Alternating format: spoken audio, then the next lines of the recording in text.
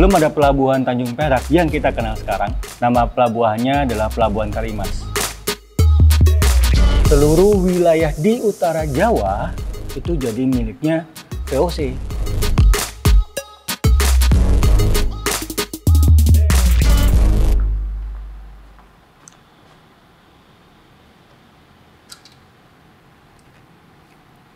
Halo Rek, selamat datang di Lob Surabaya.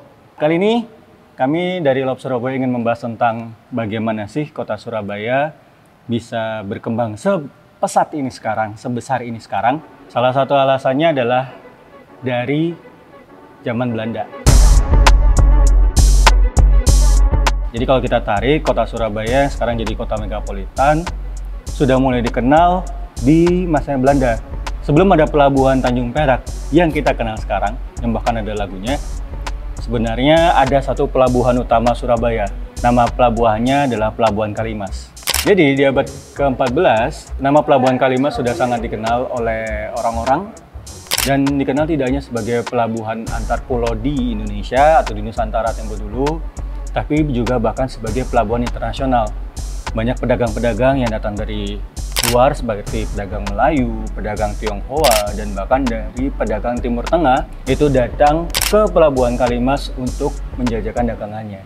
Ada perubahan drastis di wajah kota Surabaya, terutama pada saat VOC itu mulai mencengkram kota Surabaya setelah perjanjian antara Mataram dengan VOC, di mana pada perjanjian tersebut menyebutkan bahwa seluruh wilayah di utara Jawa itu jadi miliknya VOC, termasuk Surabaya.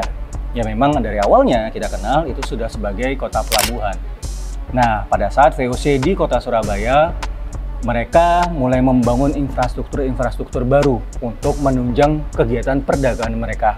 Salah satunya yang pertama kali dibuat adalah Sudetan Kalimas. Sudetan Kalimas itu apa sih? Jadi, kalau kita lihat di peta lama,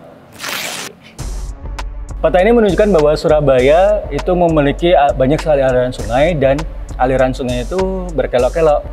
Nah, hal ini menyebabkan tidak banyak kapal dagang besar yang bisa masuk ke dalam kota Surabaya. Akhirnya, pihak VOC melakukan sebuah proyek bernama Sudetan. Kalian bayangkan bagaimana Sungai Kalimas yang berkelok-kelok tadi dibuat lurus dari titik yang sekarang kita kenal dengan nama Tanjung Perak hingga ke pusat kota Surabaya. Nah, akhirnya setelah itu dibuatlah beberapa infrastruktur pendukung, seperti salah satu contohnya adalah Menara Syah Bandar.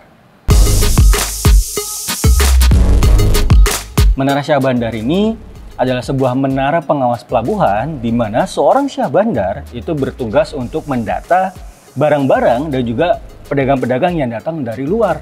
Ternyata tidak gampang untuk jadi seorang Syah Bandar.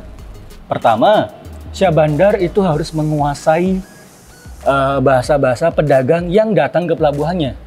Itulah tugas dari seorang Syah Bandar, dan dia juga yang membantu para pedagang-pedagang tadi untuk mendistribusikan dagangannya, untuk memindahkan dagangan dari kapal menuju ke pelabuhan. Teman-teman kalau berkunjung ke kota Surabaya, di dekat dari Jembatan Merah Plaza ada sebuah Menara Syah Bandar.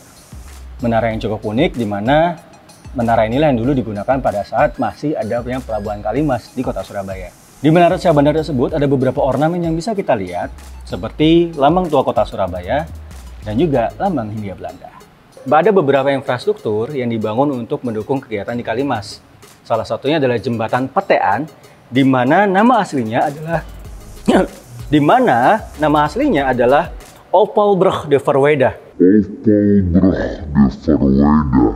Orang-orang Surabaya apabila diminta untuk mengucapkan kata-kata Belanda, itu justru akan sangat susah. Makanya Opalbrug de Verweyde diganti namanya menjadi Petean, di mana pete adalah sebuah kata dalam bahasa Jawa yang berarti tekan atau pencet. Karena mengoperasikan jembatan ini dulu sangat mudah, hanya cukup dipetek, makanya jembatannya kan terangkat. Nah, maka dari itu apabila kita mengunjungi Sungai Kalimas, terutama bagian utara Surabaya, teman-teman akan menemukan loji-loji atau pergudangan yang dulu digunakan sebagai perdagangan di era kolonial Belanda. Maka dari itulah Surabaya menjadi pelopor industrialisasi di Hindia Belanda saat kota besar lain seperti Semarang dan juga Batavia belum berkembang menjadi kota industri besar. Itu dia episode 1 tentang infrastruktur Belanda di kota Surabaya. Kira-kira ada yang tahu nggak setelah memperbaiki jalur sungai, apa yang dilakukan orang-orang Belanda di kota Surabaya? Tonton di episode 2 ya, tetap jalan-jalan di Love Surabaya.